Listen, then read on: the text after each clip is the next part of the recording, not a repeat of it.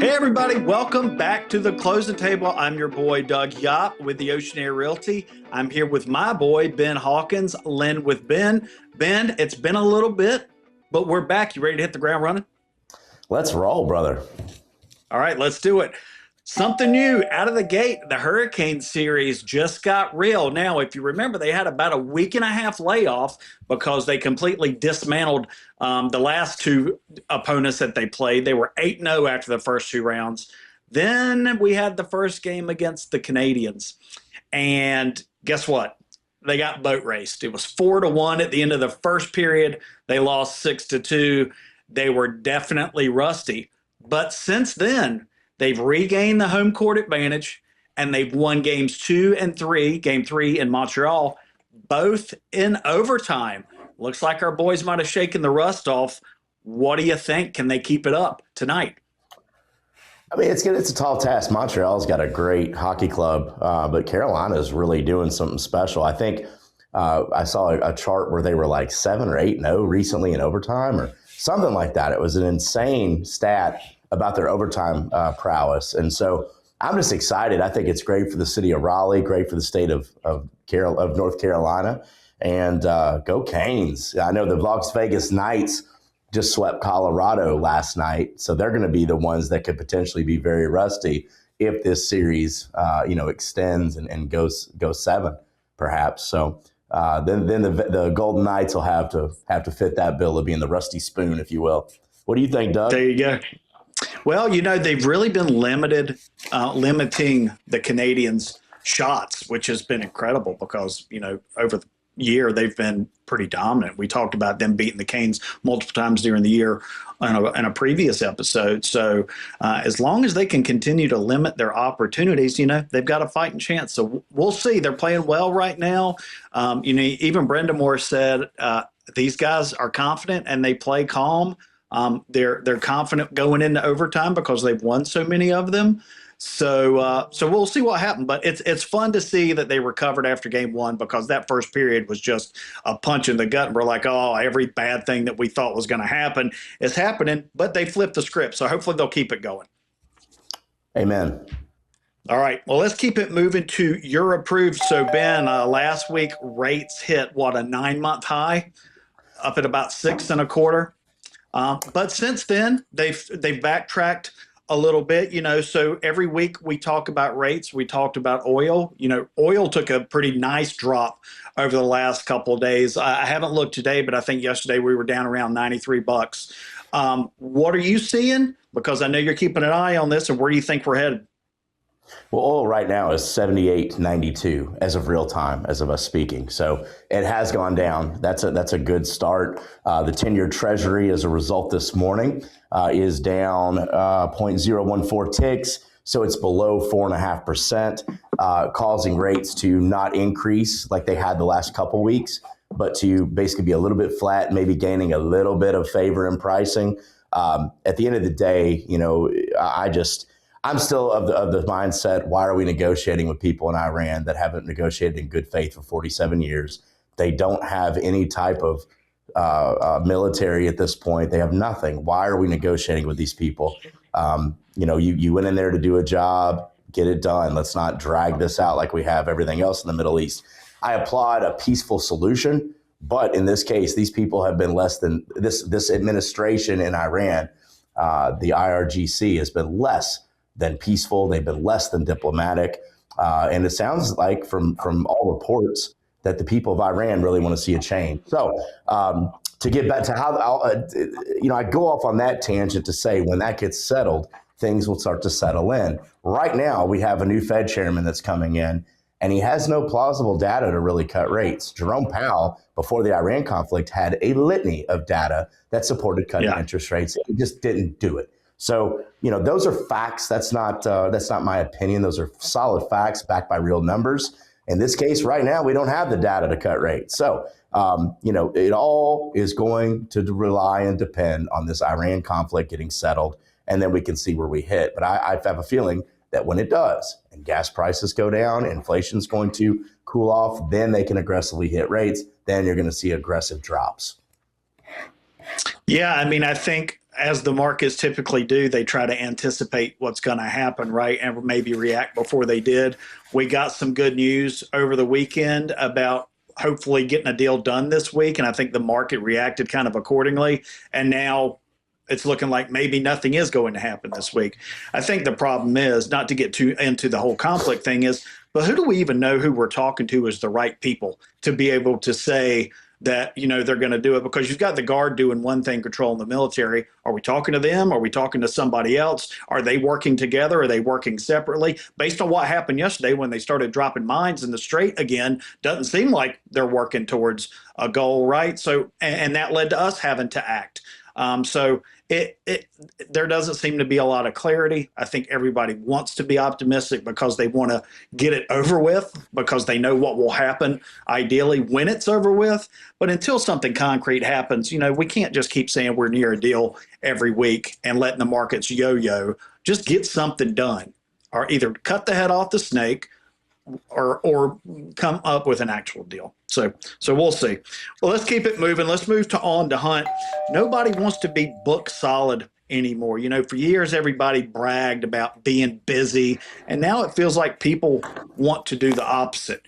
Being busy is great. I love being busy. I want to help people accomplish their goals. I want to accomplish my goals. But I don't want my calendar packed every single day. I want downtime. I want time down with my family. And it seems that people are more trending towards that. How about you? How do you manage it that way? A long time ago, I really struggled with this. And I say a long time ago, I'm going back 4 years ago. We were absolutely slammed day in and day out with work on the weekends, evenings, all the time. And I always was and still of the mindset that if I'm not working, somebody else will, and I need to be there to assist my clients. So I asked one of my old leaders within that organization, I said, how do you get around feeling so guilty about not being able to spend and devote as much time as you'd like? And from my perspective, of course, obviously I was spending enough time with my son, but I felt guilty. I felt like I was taking calls at moments that he appreciate or resented. And this person told me, I said, how did you navigate this? Because they were successful. They closed a lot of loans and still do. And he said, what I did once a month, I planned a trip with my daughter once a month where we would go and have an incredible time. And I would devote those days on that trip specifically and only to her. And he said later on, as she got older, she didn't reminisce about the times that I was on the phone at 7:30 or 8 o'clock during the week or 9 o'clock, whatever. She reminisced on the fun trips that we had. So it's about planning around it, I think. It's about, putting the priorities in place. Work is work. We can't build a great life for our family without our occupations, right? So it's about building around that, and how do you navigate those waters, and just carving out set time for those individuals that are important to us. I'm ready to be as busy as I can be again. I'm ready for it. I'm tired of the lull in our industry, if you will, and I'm tired of the uncertainty. So, I'm welcoming it, and I have a great game plan moving forward to help address those issues when they arise. Well, I think you make a great point. People talk a lot about time blocking for their work, but are you time blocking for your family? Are you time blocking for the important things you want to do? Make sure you make that as much a priority as you do your work, because in the long run, work's not going to be there for you when you're 80, are they? No, all of our employees are not going to be there for us. It's just the way it is. I think it's really important. Amanda and I, we always like to have the next trip planned, not only for us, just the two of us, but also for all four of us with the boys. And it's been that way for a while. And we've got one planned coming up next month. So we're working on, okay, well, that one's almost here. So what are we going to do next? We want to get one on the books, because then, like you said, you're time blocking for it, you're prioritizing for it. So I encourage everybody to take that advice that Ben got from his friend, is to make it a priority and add it to your calendar, time block for it, so you don't have to fit it in. It's already in there. Good advice. Amen. I like it. All right, let's move on to lock it in. Ben, let's make a prediction, because they're talking about expanding the college football playoffs, and we've danced around this a little bit, but it sounds like by doing this, they're going to eliminate conference championship games to work the extra weekend that they'll need. Now, I've got a strong opinion on this. Obviously, it doesn't impact Notre Dame because they're never going to play in another conference championship game unless the idiots, the ACC, let what happened in COVID happen again. But that notwithstanding, what are your thoughts on it? I personally, at this point, I think it's a good idea simply because every week in the college football season is critically important, especially if you're trying to make a run to the college football playoffs. Every single week, you have to show up, execute, have a great game plan. And when you do all of that week in and week out, and if you lose in your conference championship game to another team that has done a similar march forward, right, all season, and you don't make the playoffs, that kind of sucks, especially if you're in a powerhouse, top five or Power Five conference. To me, it penalizes that said team. And also, they spent all year beating up on each other. Why not, put them out there against other teams and other opponents from different conferences to go beat up on them a little bit? To me, it just, I don't mind it because I think the regular season can decide who wins a specific conference, and I'm okay with that. Expanding the playoff allows there to be more room for error, if you will, more margin for error. Like if you got, like last year, JMU and Tulane, I think, or whoever it was in there. I believe those are the two. Maybe it wasn't Tulane. But it was JMU and somebody else made the playoffs, and like they get throttled. So to me, I don't have a problem with it at all. I think the regular season is important enough, and then advance onto the playoffs and get it done. So what do you got, Doug? Well, I'm not really against expanding the playoffs, although I think this needs to be it. I think the goal was always to get to around 24. I think that's freaking plenty. There's no reason to go beyond that ever. My problem is the conference schedules are completely imbalanced when you've got conferences with 18 teams in them. So whoever has the best record isn't necessarily the best team. At least the conference championship gives you that one extra game to play who was maybe 1A in the record or whatever for the conference to have a chance. I'd be more in favor of, instead of eliminating it, making that the first round of the playoffs. And that would cut out fair. Maybe, the SEC having 6 teams in the freaking thing. Now that's not going to happen. There's no way they're ever going to do that because they're not going to, they're not going to let teams get eliminated that way. But I think that we've made a national championship too much of a priority when in what's realistic is that 90% of the teams are never going to have a chance to win a national championship. So it's ridiculous to prioritize 10% of the programs out there, by neglecting the other 90% and making everything about the playoffs. Make conference championships mean something again. Make a conference important again. And the only way to do that, honestly, is going to break up these super conferences and go back to more regional conferences where there's a true or a lot closer to a true round robin where then, the regular season does mean more because everybody played each other. And you have a true litmus test of everything. Either that or football needs to just break off from the NCAA and do their own thing as like a conference with promotion and relegation like English or European football, and let all of the other sports operate on an old model with more realistic size conferences. Because the fact that you've got softball and volleyball going from Raleigh to play in Stanford for a conference game is absolutely ridiculous. And it's all because of college football.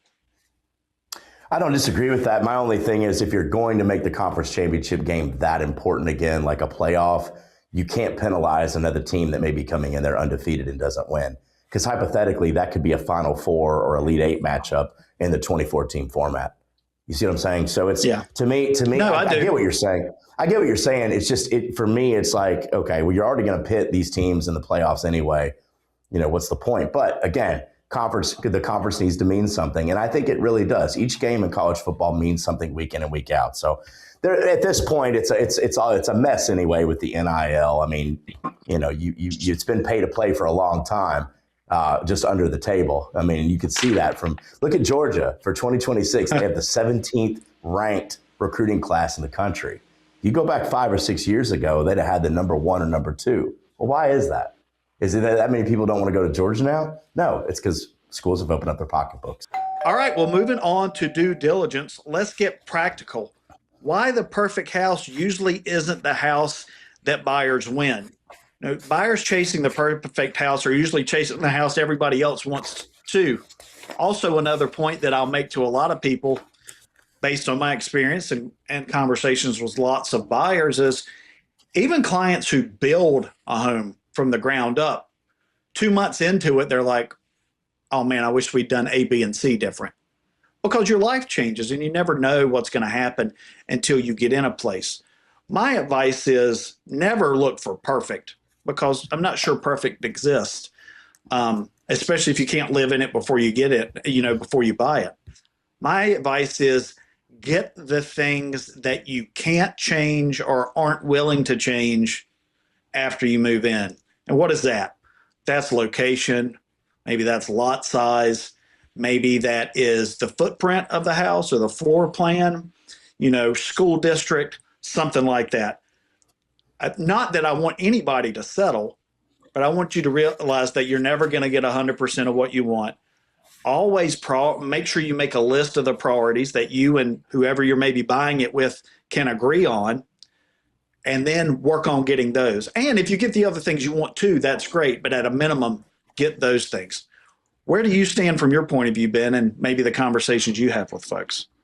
I think you just have to have realistic expectations in the home buying process, period. Like you said, perfect isn't out there, but there's a lot of great houses that once you get in there, you can then do some things too, if you'd like. There's also renovation loans on the front end. If you decided, hey, I wanted to upgrade the kitchen or do this or that, you can actually do that with your purchase loan. So there's a lot of different options out there, more than one ways to skin the cat, but just having realistic expectations. And I know that's why it's so important to have a trusted realtor like Doug Yob with the Oceanair Realty and his team to guide you through that process. That's not a shameless plug for Doug. It's just the way it is. Like these guys, they know what they're doing. They're going to set the proper expectation. That way you're not ultra disappointed or ultra frustrated, any more than you may already be during the home buying process. Finding a home is hard. Right now it isn't as hard because you've got a bunch of different listings out there. And we need buyers to come to the table. And I think the large part of the success will come from rates being at a more affordable level and giving consumers confidence again. So I agree with what you had to say on there. I think realistic expectations are the mandatory thing. You got to have it, and you get those expectations by dealing with a trusted realtor like Doug and his team. Well, that's a good point. And we definitely focus on at the Oceanair Realty setting the right expectations for how the process is going to play out. Make sure you understand that before you even start looking at houses. But beyond that, I can speak to approaching it that way because that's what Amanda and I did when we bought the house that I'm in right now. It was a foreclosure. It was in solid shape, but it didn't have the finishes we wanted. And there were some things we could do to the floor plan later on, which we've since done. But the location was amazing. It's exactly where we wanted to be. Couldn't change that.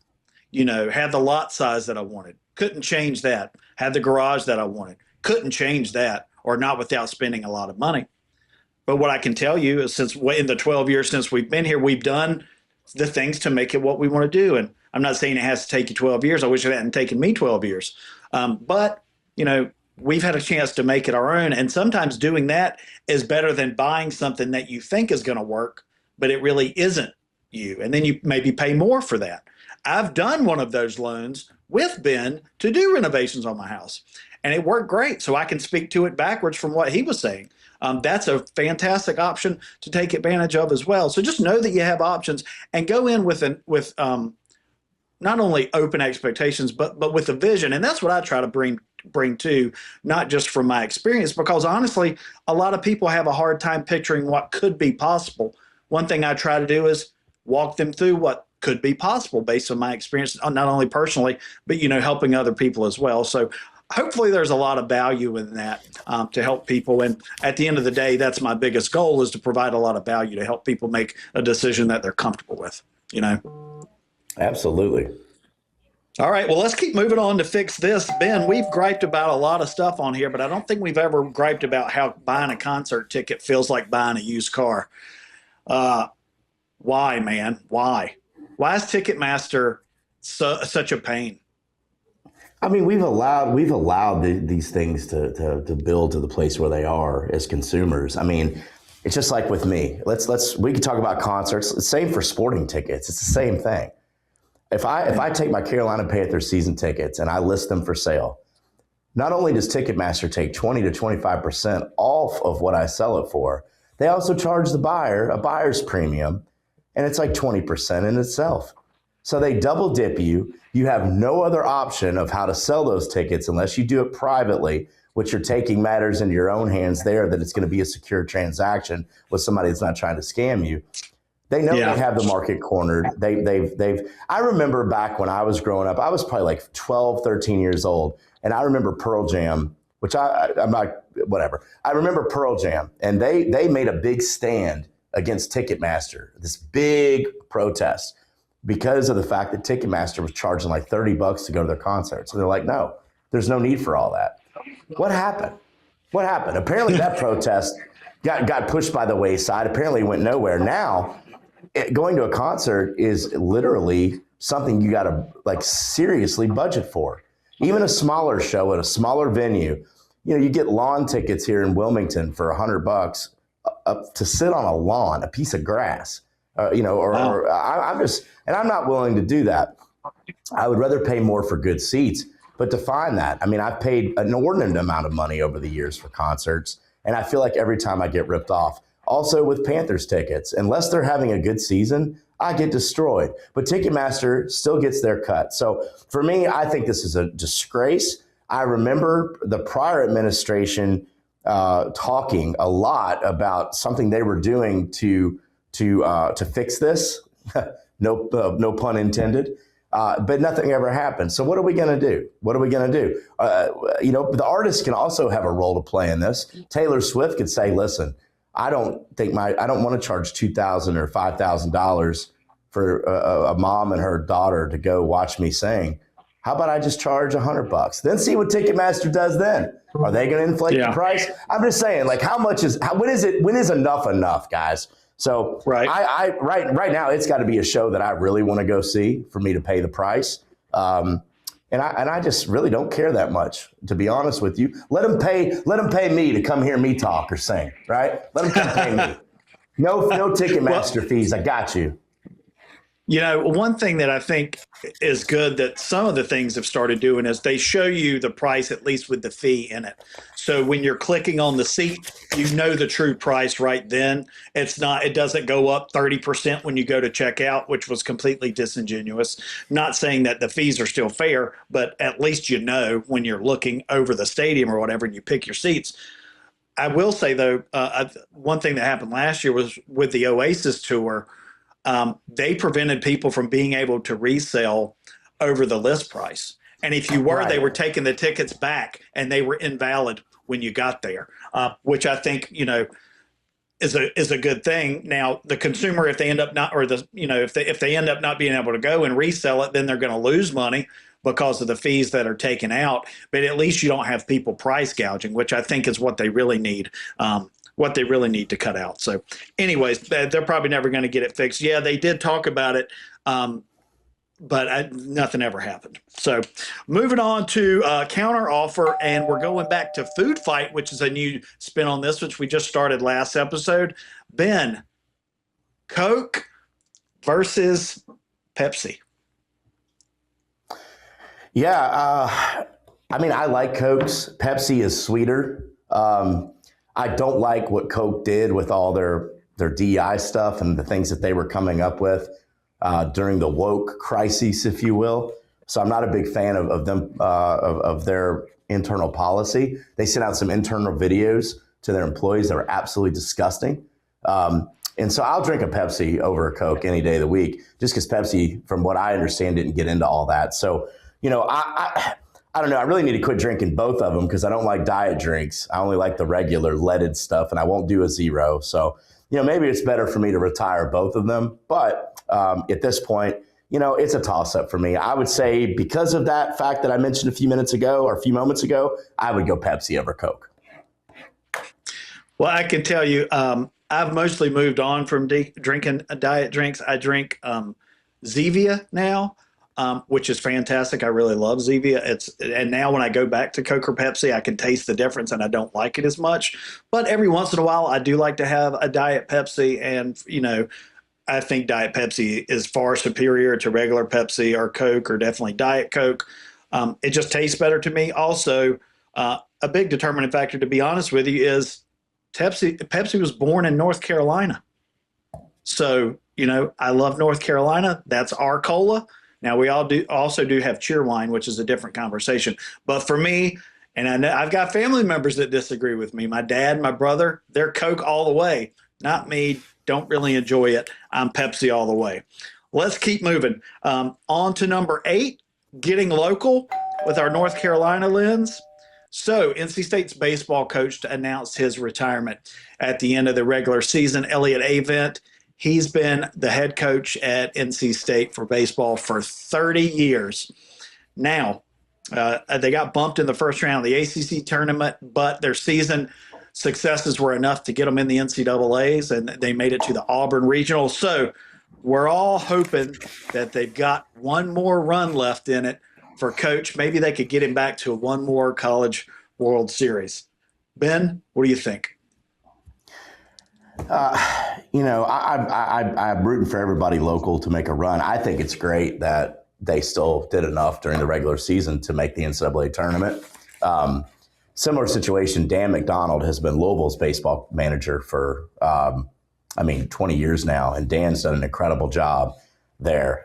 There's been a lot of talk about him getting hired other places, but he's turned down some very high-profile jobs to stay at Louisville. So, I think with your coach retiring like that, it shows that the university they stayed loyal to him, up to this point. And after 30 years, maybe it's time to ride off into the sunset. I get it. Get some fresh ideas, fresh imagination in front of that program. So, heck of a way to retire, though. You're retiring, your team's still in it, going to the Auburn Regional, and good luck, NC State Wolfpack. I hope you guys bring it home. Yeah, let's win one for Avent. We'll win one for the Gipper. Let's send him out on a high note. All right, let's keep moving to our final walkthrough, switching this up a little bit. Ben, last week was a big weekend for racing. First, and really sadly, Kyle Busch died. I don't know, just out of the blue, obviously one of the most successful NASCAR drivers of all time, died at 41. Came out that he had pneumonia, and apparently during that process gotten sepsis, which ultimately killed him. So sad for the entire industry and racing world. 2 young children, just really sad. And then kind of to put a nice bow on the weekend, though, as far as NASCAR goes, his protege, for lack of a better term, actually won the Coca-Cola 600 this weekend. So that was really cool. And then on top of that, last weekend was the Indy 500, and the finish was the closest finish in Indy 500 history. So kind of a wild, exciting weekend for racing. We don't talk about racing a ton on here, but I thought just those 2 things happening in the same weekend would be a good thing to kind of bring up and go over. Yeah, it just goes to show you how fragile life is, and how honestly seriously pneumonia is. Like, you don't play around with that. I think he had walking pneumonia or something along those lines, and just you would think that the guy's a healthy guy. He's got to stay relatively healthy to be able to drive like he does and or did and that kind of thing. So my heart breaks for his family, for his team. I think it's awful. You just never know. You never know when your final days are. And I try to keep that in mind. I'm 44. Dude was 41. So it's like, wow, what's really going on here? But I just, as far as the sport, I haven't been into racing in a long time. I think it's dwindled in viewership. I think NASCAR has made some really poor PR decisions and decisions in general. But that certainly doesn't undermine the fact that Kyle Busch is a Hall of Fame driver, had a fantastic career, and I'm sure his family's going to miss him awfully bad. Well, and you said something that really stood out to me too, which was wild. I think his last race he actually won, and after the race he was talking with the reporter, and they asked him how he was going to enjoy it or take it in, and he was like, you never know how many days you've got. I'm going to enjoy it as much as we can. And wow, just how crazy that was really the last thing that he said after winning a race. But it's a good point. So everybody out there, use that as an example. You never know when your last breath is, how much time you've got left. So really, I know it's hard. I know we get tired. I know we get distracted. I know we get frustrated. Try and always see the good. Try and make the most out of every day. Try and milk every bit of enjoyment and goodness you can out of every minute you get, because you just never know, and you're only going to do that if you make it a priority and you try really hard. So keep that in mind. Our advice for today. Well, we'll move on now to closing time, Ben. And closing time, we always talk about what we're looking at for the next week. Me personally, I'm going to be watching the NBA Finals. The Knicks advanced for the first time since 1999. It's looking like OKC is going to finish off the Spurs. They beat them last night. Now they're up 3-2. So we're going to have two blue and orange teams in the playoffs. That might be confusing, or in the finals. I'll be rooting for the Knicks. OKC is just terrible to watch, the style of basketball they play. Also, we'll be following the Canes, of course, to see if they can to keep it up, finish out Montreal, and make it to the Stanley Cup Finals. What about you? Oh, I'll also be watching the NCAA baseball tournament, and seeing how the Pac does. Absolutely. No, I would be tuning into that if Louisville was in, and I'll probably catch some of it just, in channel surfing. And go Pack. Best of luck to the Wolfpack. I hope the guys can bring it home. I'm going to, of course, I've been saying this for the last, 10 episodes, or how many ever episodes. I'm going to be keeping an eye on oil. I'm going to be keeping an eye on the 10-year Treasury bond. Also, the NBA Finals. The Spurs aren't out of this just yet. They got to go back to San Antonio to finish them off. And San Antonio is going to play to the last whistle. So, Game 7, I expect a Game 7 in OKC. That's going to be tough for a young Spurs team to overcome. But can it be done? You got Victor Wembanyama. He's legit. He is a generational talent, and I hope this guy can stay healthy, because he is a lot of fun to watch. But other than that, just really kicking off summer. My son is back in swim team again. So we had our first practice last night. That was cool to see him gliding through the water. So impressed with the way that he gets it done out there. I could swim, but I'm certainly not a proficient swimmer like he is at age 9. So anyway, yeah, just enjoying the summer, the not getting dark till 9 o'clock at night.